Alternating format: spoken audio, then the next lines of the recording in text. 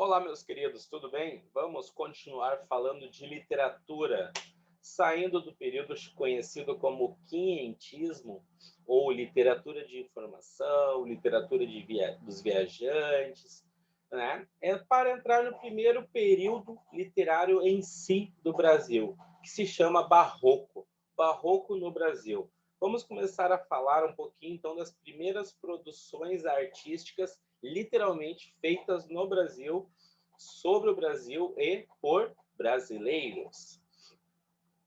Neste primeiro momento, a gente tem que pensar que o período conhecido como barroco ou seiscentismo é constituído pelas primeiras manifestações literárias genuinamente brasileiras ocorridas no Brasil colônia, embora elas estejam diretamente relacionadas ainda ao barroco português, ao barroco europeu, ou seja, influenciadas diretamente com tudo que acontece na Europa. Isto é, ele vem das metrópoles para a colônia. O termo denomina genericamente todas as manifestações artísticas dos anos de 1600 e início dos anos 1700. Além da literatura, o período barroco ele vai se estender para música, pintura, escultura, arquitetura da época, ou seja, é um período bem amplo, é o período do descobrimento das grandes pepitas de ouro no Brasil, podemos dizer assim. É o momento da descoberta do ouro no Brasil, por isso que nós vamos ter muita a questão da ornamentação em ouro, né? Igrejas todas ornamentadas em ouro, como a gente vê nessas primeiras imagens que eu apresento aqui, ok? Seguindo, então, a gente vai falar sobre o contexto histórico. Como é que surgiu o Barroco? Como é que surge essa escola literária? Qual é o contexto de surgimento? Onde ela surgiu? Por que ela surgiu? Quais foram as influências dela até chegar ao Barroco no Brasil? Então, após o Concílio de Trento, realizado entre os anos de 1545 e 1563, e que teve como consequência uma grande reformulação no catolicismo, em resposta à Reforma Protestante. A disciplina e a autoridade da Igreja de Roma foram restauradas, estabelecendo-se uma divisão entre a cristandade e os protestantes, ou seja, entre católicos e protestantes. Houve uma, digamos, divisão neste sentido. Isso acontece após o Concílio de Trento. Nos estados protestantes, onde as condições sociais foram mais favoráveis à liberdade de pensamento, o racionalismo e a curiosidade científica do Renascimento continuaram a se desenvolver. Já nos estados católicos, sobretudo na Península Ibérica, desenvolveu-se um movimento chamado Contra-Reforma, que procurou reprimir todas as tentativas de manifestações culturais ou religiosas contrárias às determinações da Igreja Católica. Nesse período, a Companhia de Jesus passa a dominar quase toda ou inteiramente o ensino, exercendo papel importantíssimo na difusão do pensamento aprovado pelo Concílio de Trento, ou seja, a Igreja passa a dominar a educação a partir da Companhia de Jesus. A educação passa para as mãos da Igreja Católica e ela começa, né, a impor todo o seu rigor na parte da educação. O clima geral era de austeridade e repressão.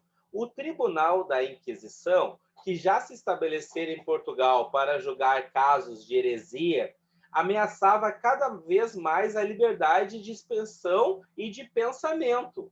O complexo contexto sociocultural fez com que o homem tentasse conciliar a glória e os valores humanos, despertados pelo Renascimento, com as ideias de submissão pequenez perante a Deus e a Igreja. Ao antropocentrismo, lembrando, o que é o antropocentrismo? Né? O antropocentrismo é o homem como centro do universo. Renascentista, valorização do homem, opôs-se ao teocentrismo, que é Deus como centro do universo, inspirando nas tradições medievais, ou seja, aquela velha contradição, Deus como centro do universo, homem como centro do universo, Deus como responsável por todas as coisas, homem responsável por todas as coisas. Essa situação contraditória resultou em um movimento artístico que expressa também atitudes contraditórias do artista em face ao mundo, da vida, dos sentimentos e de si mesmo. Esse movimento recebeu o nome de barroco. O homem se vê colocado entre o céu e a terra, consciente de sua grandeza, mas atormentado pela ideia de pecado. E nesse dilema buscava a salvação de forma angustiada. Os sentimentos se exaltam, as paixões não são mais controladas pela razão, e o desejo de exprimir esses estados de alma vai se realizar por meio de antíteses, paradoxos e interrogações. Essa oscilação que leva o homem entre o céu e o inferno, que mostra sua dimensão carnal e espiritual, é uma das principais características da literatura barroca. Os escritores barrocos abusam de um jogo de palavras, que é chamado de cultismo, e um jogo de ideias ou conceitos, que é chamado de conceptismo. Esses dois conceitos, cultismo e conceptismo, nós vamos falar em todo momento durante o período barroco. Não tem como falar de barroco se não tocar no assunto conceptismo, jogo de conceitos e ideias, e cultismo, jogo de palavras. Então, cultismo e conceptismo. Esses dois conceitos vão estar presentes em todos os momentos que nós falarmos de barroco, tá? E também essa contradição entre céu e terra, entre o céu e o inferno.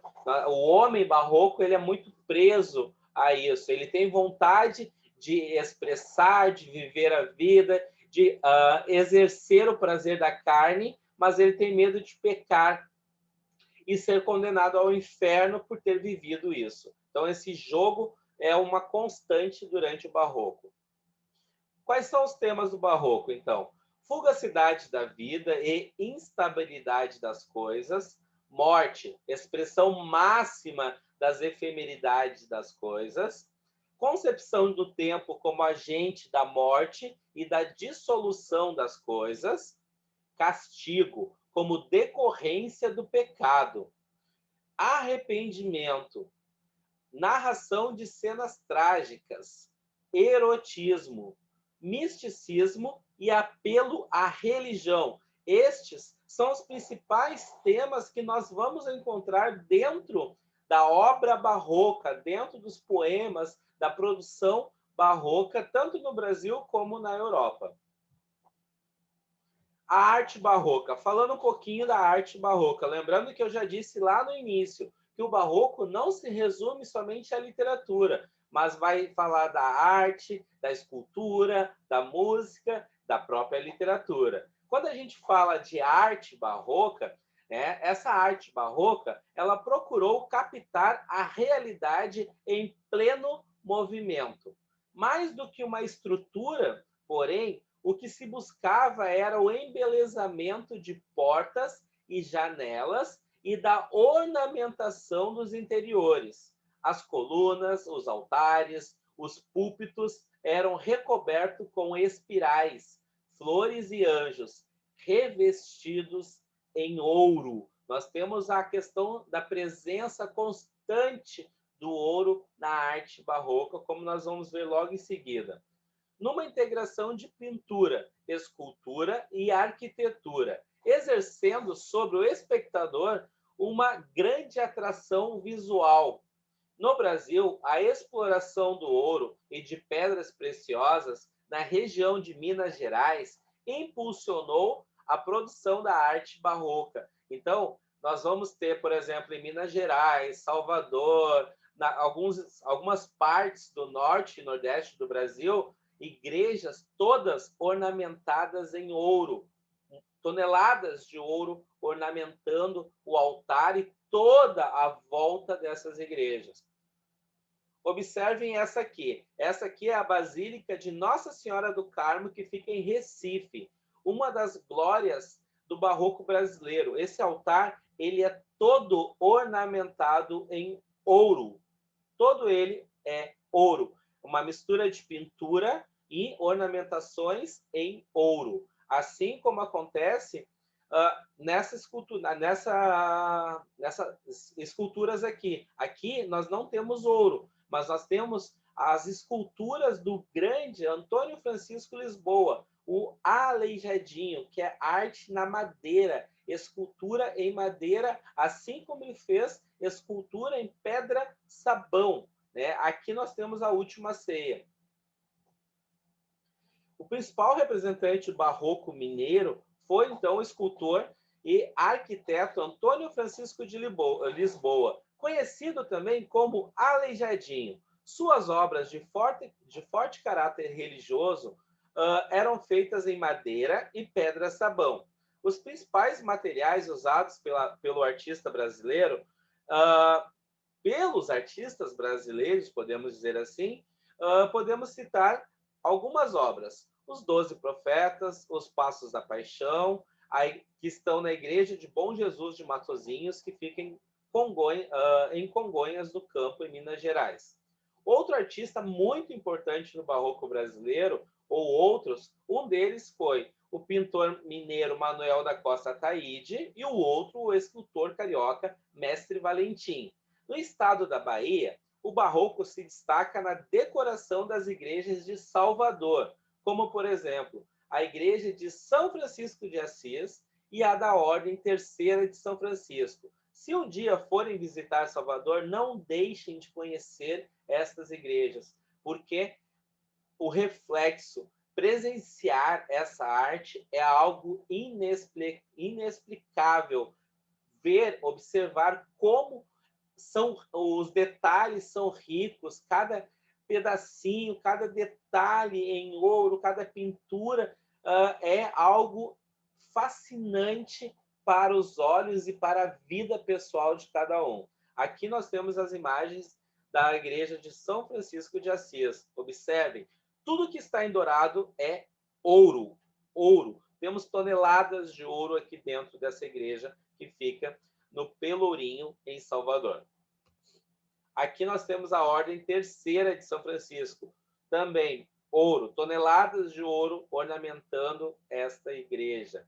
Isso era algo comum, porque foi bem na época da descoberta do ouro no Brasil e muito ouro foi doado para a igreja e utilizado nessa questão da ornamentação. Então, é uma tradição, é bem típico do barroco a presença do ouro na sua arte. Aleijadinho, então, voltando a falar dele, Aleijadinho, Antônio Francisco Lisboa, ele nasceu em Vila Rica no ano de 1730, não há registros oficiais sobre esta data. Ele era filho de uma escrava com um mestre de obras português. Iniciou a vida artística ainda na infância, observando o trabalho do seu pai, que era também entalhador. Aqui temos algumas obras. Temos uma obra em madeira, que está aqui embaixo, que é Jesus Cristo com a cruz. E nós temos aqui duas obras feitas, duas esculturas em pedra-sabão, que ficavam em frente à igreja, né, lá em Vila Rica. Hoje elas ficam dentro da igreja, devido a depredações que ocorreram. Para manter elas intactas, hoje elas ficam dentro da igreja, mas elas ficavam pelo lado de fora, à vista e podendo ser visitada a qualquer momento. Hoje temos que respeitar os horários de funcionamento da igreja para conhecer. E essa imagem aqui é uma imagem que seria de Aleijadinho. Aqui temos algumas outras obras barrocas, né? Uma igreja ornamentada em ouro. Aqui, né? Uma escultura, os detalhes. O barroco, a arte barroca, ela é rica em detalhes, em movimento. Cada linha é perfeita. Então, temos que valorizar essa cultura, não só da literatura, mas a arte, a música, a escultura barroca. Esse período barroco ele é rico em todos os movimentos artísticos e não só na literatura. A influência barroca, então, manifestou-se claramente nas pinturas feitas em tetos e paredes de igrejas e palácios. As cenas e elementos arquitetônicos, colunas, escadas, balcões, degraus, proporcionavam uma incrível ilusão de movimento e ampliação de espaço, chegando, em alguns casos, a dar a impressão de que a pintura era a realidade e a parede, de fato, não existisse. Observem aqui, esse afresco da igreja de São Francisco de Assis, em Ouro Preto, Minas Gerais, pintado por Manuel da Costa Ataíde. Ou então, a Basílica de Bom Jesus de Matozinhos, em Contagem, Minas Gerais, onde estão as obras de Aleijadinho em pedra-sabão. Aqui temos na frente uma delas ainda. As características do barroco, então. Falando agora da literatura e das características na literatura. O estilo barroco nasceu em decorrência da crise do Renascimento, tá? Ocasionada principalmente pelas fortes divergências religiosas e imposições do catolicismo e pelas dificuldades econômicas decorrentes do declínio do comércio no Oriente. Todo o rebuscamento presente na arte e literatura barroca é reflexo dos conflitos dualistas entre o terreno e o celestial, o homem, antropocentrismo, e Deus, teocentrismo, o pecado e o perdão, a religiosidade medieval e o paganismo presente no período renascentista. Ainda, temos que falar sobre a arte da Contra-Reforma. A ideologia do barroco é fornecida pela Contra-Reforma. Em nenhuma outra época se produziu tamanha quantidade de igrejas, capelas, estátuas de santos e monumentos sepulcrais.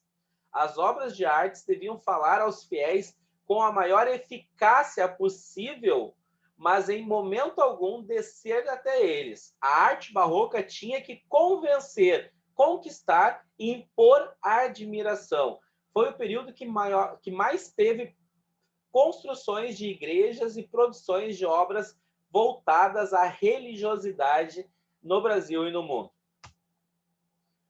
Conflito entre o corpo e a alma. O Renascimento definiu-se pela valorização do profano, pondo em voga o gosto pelas manifestações, pelas satisfações mundanas. Os intelectuais barrocos, no entanto, não alcançam tranquilidade agindo de acordo com essa filosofia. A influência da Contra-Reforma fez com que houvesse oposições entre os ideais de vida eterna em contraposição com a vida terrena e do espírito em contraposição à carne. Na visão barroca, não há possibilidade de conciliar essas antíteses. Ou se vive a vida sensualmente, ou se foge dos gozos humanos e se alcança a eternidade. Que eu falei lá no início, a eterna dualidade entre viver os prazeres da carne e se salvar, ou não viver, né, os prazeres da carne e atingir a salvação eterna. Essa é a antítese, a grande dualidade que o homem barroco vai viver. A tensão dos elementos contraditórios causa no artista uma profunda angústia. Após arrojar-se nos prazeres mais radicais, ele se sente culpado e busca o perdão divino. Assim, ora, ajoelha-se diante de Deus, ora, celebra as delícias da vida. A dualidade que o homem barroco vai presenciar, vai viver. Se ele se entrega aos prazeres da carne, ele vai ter que implorar perdão. Ou ele vive de acordo com a igreja e atinge a salvação eterna. 3. O tema da passagem do tempo. O homem barroco assume a consciência integral no que se refere à fugacidade da vida humana, à efemeridade. O tempo, veloz e avassalador, tudo destrói em sua passagem.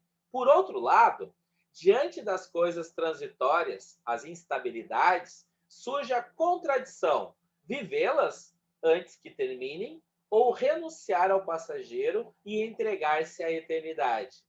E 4. Forma tumultuosa. O estilo barroco apresenta forma conturbada, decorrente da tensão causada pela oposição entre os principais renascentistas e a ética cristã. Daí a frequente utilização das antíteses, da contradição, do paradoxo, da inversão, estabelecendo uma forma contraditória, um dilema, digamos assim.